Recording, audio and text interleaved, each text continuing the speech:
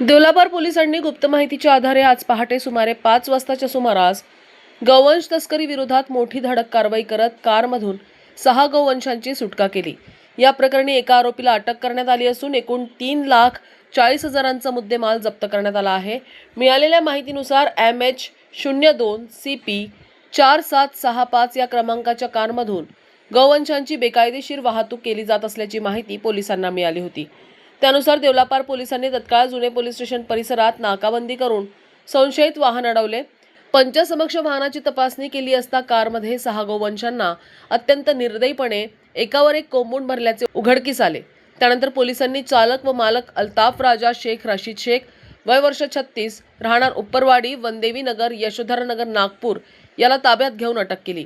या कारवाईत 6 गौवंशांची अंदाजे किंमत 90,000 तर कारची किंमत 2,50,000 रुपये असा एकूण 3,40,000 रुपयांचा मुद्देमाल जप्त करण्यात आला आहे।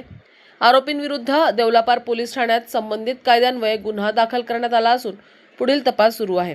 तर ही कारवाई देवलापार पोलीस ठाण्याचे ठाणेदार नारायण तुरकुंडे यांच्या मार्गदर्शनाखाली पोलीस कर्मचारी केशव फड, तुषार खडसे आणि सचिन येलकर यांनी यशस्वीरित्या पार पडली। गौवंश तस्करी विरोधातील या कारवाईचे परिसरात सर्वत्र कौतुक होत आहे। न्यूज एक्सप्रेस करिता प्रतिनिधी पंकज चौधरी, रामटेक, नागपूर।